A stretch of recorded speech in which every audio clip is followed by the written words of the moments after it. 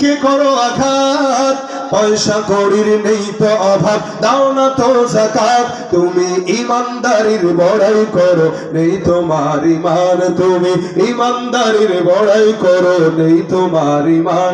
তুমি কেমন মুসলমান, তুমি কেমন মুসলমান।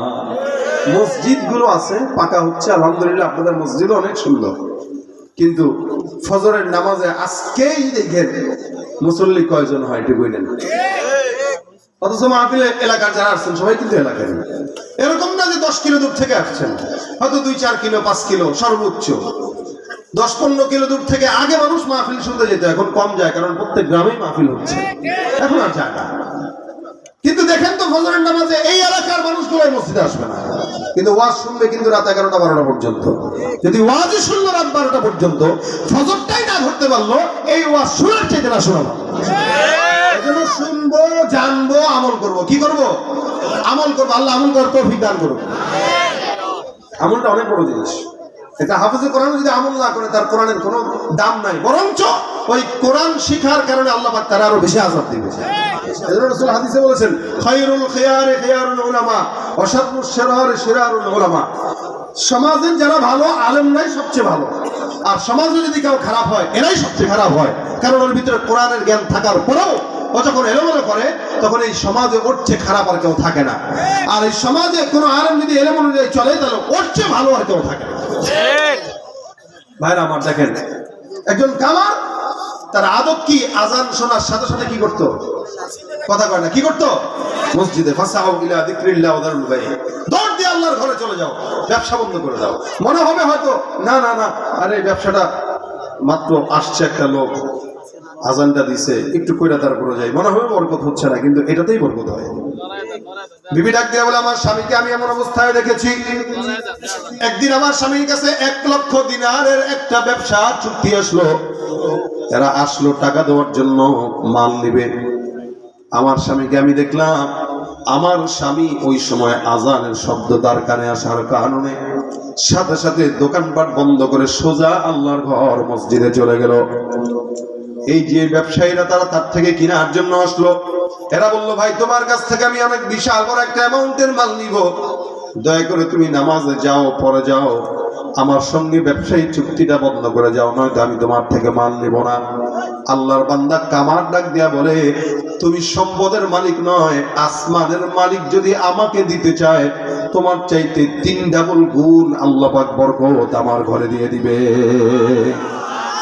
কিন্তু আমার আল্লাহ পাক রব্বুল আলামিন 5 বার আযানের মাধ্যমে আমাকে ডাক দেয়, এ মুসলমান সাঈদ ইবনে মুসাইয়িব, ওনার মতো একজন লোক, উনি বারবার আল্লাহ পাক রব্বুল আলামিনের এই বান্দা আযানের সঙ্গে সঙ্গে নয়, বরং আযানের আগে আগে মসজিদে যেতেন। একবার কয়েকজন বান্দা ডাক দেয়া বলতেছে, বুঝলাম না আযানের আগে আগে মসজিদে যাওয়ার কারণটা কি, আপনি আমাদেরকে একটু বলেন। আল্লাহর বান্দা বলে, শুনো, আযানের মাধ্যমে আল্লাহ পাক রব্বুল আলামিন তার ইমানদার বান্দাকে ডাক দেয়, এত বিশাল বড় কুদরতওয়ালা মালিক আমাকে ডাকবে তারপর আমি যাব, এটা হতে পারে না। যার কারণে মাওলা ডাকার আগে আমি আল্লাহর ঘর মসজিদে হাজিরা দিয়ে দে। কত বড় কথা দেখেন, আমার মাওলা আমাকে ডাকবে তারপরে যাব, এটা তো আল্লাহর সাথে বেয়াদবি। তোমার এমপি ডাকবে তারপরে তুমি যাবা, নাকি এমপি ডাকার আগেই যেতে চায়? এমপি আসলে, আরে এমপি তো করে ডাকে নাই, না তারপরেও যাবো, একটা সেলফি তোলা লাগবে, এরপরে এটা দিয়ে এলাকায় একটু হামতি দামতি করা লাগবে। চিনোস বেটা, দেখ ছবি কার লাগে, হয় না? দেখ বেটা ছবি খাল লাগে, এমপি লাগে, বুঝোস? এটা ব্যাপার ভাব লয়। এমপি ডাকা লাগে না, আগে আগেই যায়, কিন্তু মাওলায় ডাকে 5 বার, যাইতে পারে না।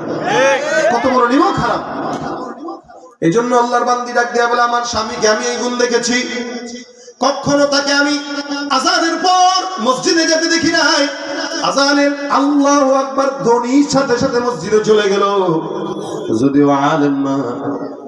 এটা হলো আমার স্বামীর 1 নম্বর আমল। বলেন তো 1 নম্বর আমল কি? আযানের সাথে সাথে মসজিদে যাওয়া। এবার 2 নম্বর আমলটা, এবার বিবি ডাক দেয়া বলে, ভাই আমার স্বামীকে আমি 2 নম্বর আমল যেটা করতে দেখেছি, এটা কোনো আমল না। বলে কি? আমার বাসার পাশে একজনের বাসা আছে, নাম আব্দুল্লাহ ইবনে মুবারক রাহমাতুল্লাহ আলাইহি, অনেক বড় বুজুর্গ, হাফেজে হাদিস, হাফেজে কোরআন। এই বান্দাটা নামাজ যখন পড়তো রাত্রেবেলা, সে সুন্দর করে তাহাজ্জুদের নামাজ তার বাড়ির ছাদের মধ্যে পড়তো এবং প্রত্যেক রাত্রে সে কোরআন খতম দিয়ে দিত। নামাজে রাতের বেলা কোরআন খতম দিতেন। তাহলে বুঝেন তাদের সময় কি বরকত ছিল আর আমাদের সময়ের হালত কি। আমরা তো মেসেঞ্জারে চ্যাটিং করতে করতে রাত পার করে দেই। কোরআন পড়বো কখন আর তাহাজ্জুদ পড়বো কখন? আর যখন ফজরের আজান হয় তখন হারে শয়তানকে দোস্ত সকালে কিন্তু ডেটিং এর টাইম দেওয়া আছে, 8টা 1টা 9টা 1টা 9:30 1টা, গরিবুর বাস স্ট্যান্ডে 1টা, তিতাসে 1টা, তাড়াতাড়ি ঘুমা। সারা রাত জেগে থাকলো, ফজরের আগ মুহূর্তে শয়তান পার্টি বাই ঘুম পাড়ায় দেয়। এটা হয় না? এই জওয়ানদের হয় এগুলা। ভাইরা আমার, ফজরের নামাজ থেকে এশা পর্যন্ত ভাই নামাজের তরফ থাকা লাগবে। এই যে আলহামদুলিল্লাহ প্রত্যেক দিন ওয়াজ মাহফিল করি, ঘুম তো আমাদের কম হয়। আলোচকদের তো ঘুম হয় না, রাত 2টা বাজুক 3টা বাজুক বাসায় গেলে ঘুমাই না এই চিন্তায় যে ফজরটা কাজা হবে। সজাগ থাকি, হয়তো কিছু পড়ি না তো কোনো কাজ করি, বাস ফজরটা হয় তারপরে নামাজ পড়ে ঘুম দেই। এই ফজরের টেনশনে ঘুমাইতে পারি না। আর আপনারা ফজরের আগে কিছু কিছু যুবক আছে সালাম আজান হয়ে গেছে ওই সময় সে ঘুমায়, টাইম তো আছে একটু ঘুমাই 5টা মিনিট। কেন সারা রাত তুই সজাগ থাকলি, 5টা মিনিটের জন্য তোর ঘুমাইতে কে বলে? তার মানে শয়তানি বলে, ঠিক না? এই আল্লাহর বান্দা করতো কি? রাতের বেলা তাহাজ্জুদে খতম দিত। এখন আব্দুল্লাহ ইবনে মুবারক রাহমাতুল্লাহ আলাইহি খতম দিত। আমার স্বামী কি করতো জানেন? বলে কি করতো? রাতের বেলা তাহাজ্জুদের সময় যখন উঠতো তার চেহারার দিকে তাকায় বলতো, আল্লাহ,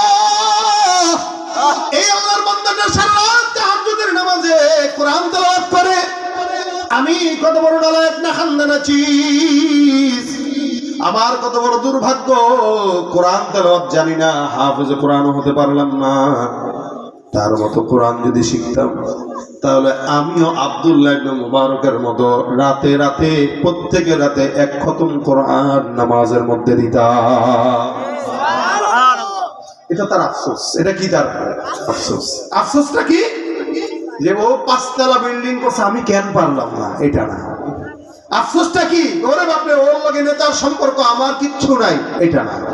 বরং আফসোসটা আব্দুল্লাহ ইবনে মুবারক রাতের বেলা কোরআন তেলাওয়াত করে নামাজে, আমি তো কোরআন শিখি নাই, আরে আমি তো কোরআন পারি না, আমি যদি তার মতো পারতাম, আল্লাহ আমি প্রত্যেক রাতে তোমার কাছে আমার যায় নামাজে বসে নামাজ পড়তাম আর তেলাওয়াত করতাম।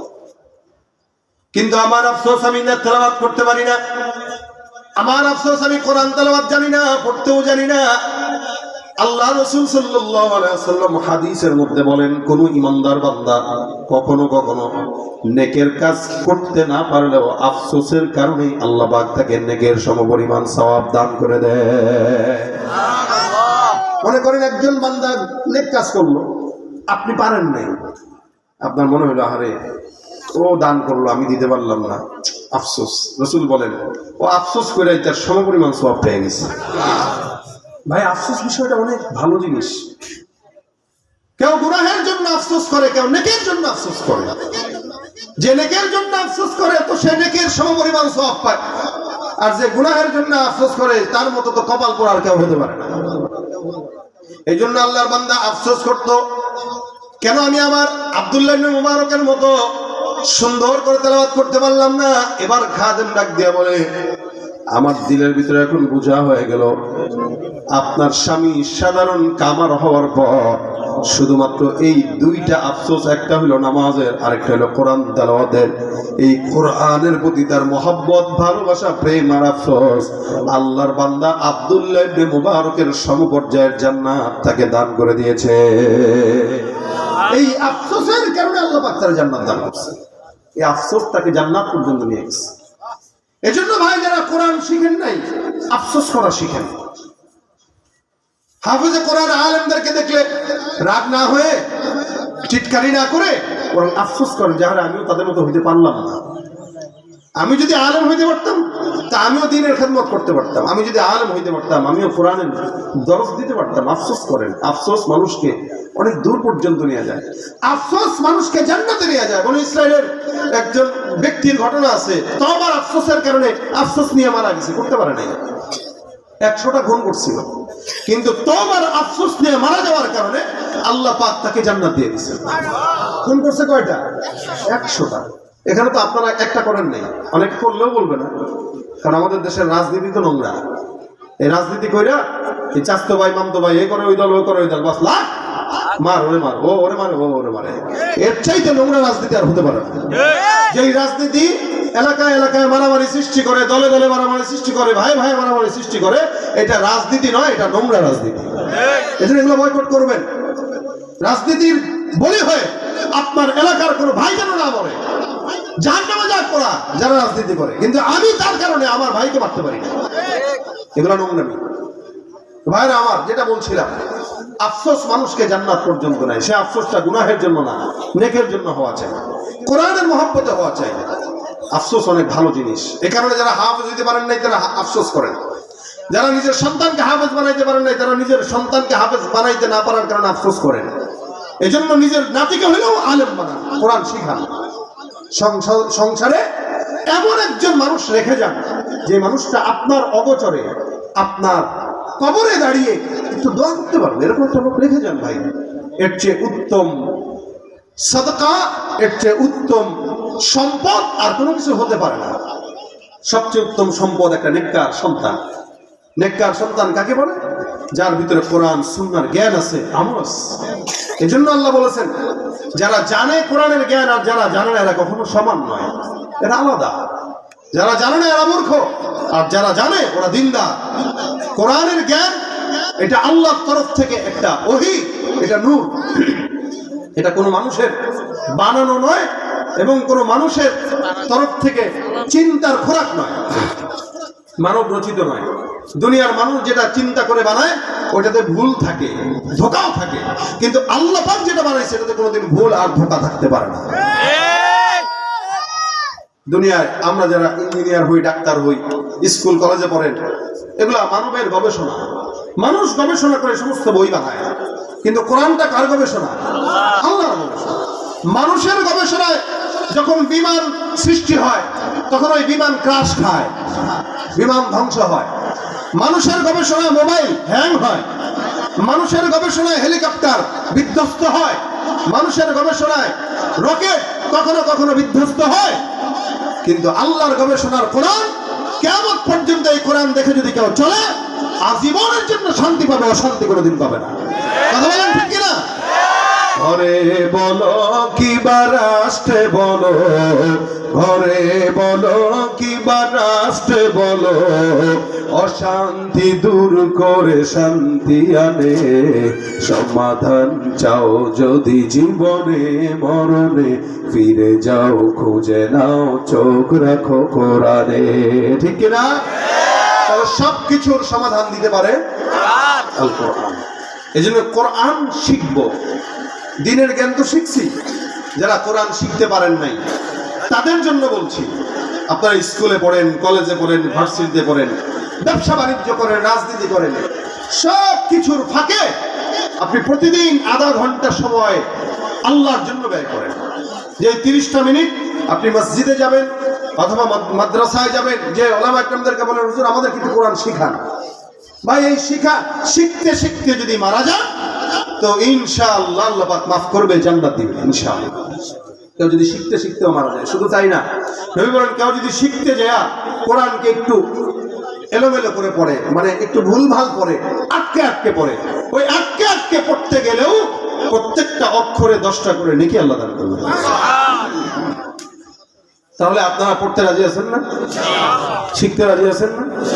কোরআন শিখবেন, পড়বেন, কোরআন অনুযায়ী আমল করবেন। এবং কোরআন শেখার কোনো বয়স নেই। এই বয়স 80 বছর হইলেও শিখতে পারবেন, 50 বছর হোক, আপনার বুঝ আসছে, আপনি এখন শিখেন। আর ডিসেম্বর, জানুয়ারি 2 মাস আছে রমজানের, 3 মাস মনে করেন, আজকে তো 7 তারিখ, ফেব্রুয়ারির 18 তারিখের দিকে হয়তো রোজা যদি আল্লাহ হয়, 3 মাস আছে। রমজান আসার আগের থেকেই প্রস্তুতি নেওয়া শুরু করেন। রাসূল সাল্লাল্লাহু আলাইহি ওয়াসাল্লাম রমজান আসার আগের থেকেই প্রস্তুতি নিতে বলছেন। তো এখন থেকেই কোরআন শিখার জন্য প্রস্তুতি হন। রাজনীতি হবে, এদেশে নির্বাচন হবে ফেব্রুয়ারিতে, এটারে নিয়ে জনগণের ভিতরে যে একটা ইমেজ, ফেব্রুয়ারিতে রোজা হবে, ওইটা নিয়ে কোনো টেনশনই নাই। রোজাও ফেব্রুয়ারিতে, নির্বাচনও ফেব্রুয়ারিতে হবে শুনতেছে, জানি না বাকি। আমার কথা ওইটা মাকসাদ না। আমার কথা হলো এটা যে নির্বাচনকে ঘিরে মানুষের ভিতরে যে আনন্দ উল্লাস কাজ করতেছে, এর চাইতেও গুরুত্বপূর্ণ একটা মাস যে আছে ওটা নিয়ে তার কোনো টেনশনই নেই। এই জন্য নির্বাচন আপনাকে ভাতও দিবে না, আপনাকে জান্নাতও দিবে না, আপনাকে কোরআন শিখাবে না। সুতরাং এটা নিয়ে এত নাচানাচি করার কিছু নাই। নাচতে যদি হয় আল্লাহর কোরআন নিয়ে নাচেন, নাচতে যদি হয় আল্লাহর কোরআন শিখার কারণে নাচেন। যদি চলতে হয় কোরআনের পথে চলে, এটা জরুরি কোনো বিষয় নয়, ফরজ বিষয়। আল্লাহ পাক আমাদেরকে কোরআন বোঝার তৌফিক দান করুন। প্রত্যেক দিন কমাস কম 1 পৃষ্ঠা করে কোরআন তেলাওয়াত করেন, তাও দেখবেন মাসে 1 পারা বেশি কোরআন তেলাওয়াত হয়ে যাবে। হাফিজি কোরআনগুলো 1 পৃষ্ঠায় 20 পৃষ্ঠায় হয় 1 পারা। আপনি 30 দিনে যদি প্রতিদিন 1 পৃষ্ঠা করে পড়েন, আপনার 1.5 পারা পড়া হবে। আপনি দেখবেন সারা বছরেও আপনার 1 পারা পড়া হয় না, কিন্তু আপনি নিয়ম করে যদি প্রতিদিন 1 পৃষ্ঠা করে পড়েন, মাসে 1.5 পারা হয়ে যাচ্ছে। আপনার নিজের অজান্তে এতগুলো পারা পড়া হয়ে যাচ্ছে এবং কতগুলো সওয়াব হচ্ছে। বিশেষ করে কোরআন তেলাওয়াতের 3টে ফায়দাগুলো আমি শেষ করছি। 1 নাম্বার, কেউ যদি বেশি বেশি কোরআন তেলাওয়াত করে, আল্লাহ পাক রব্বুল আলামিনের হাবিব বলেন, ও বুঝে পড়ুক না বুঝে পড়ুক, প্রতি অক্ষরে 10টা করে নেকি আল্লাহ আমলনামায় দিয়ে দেন।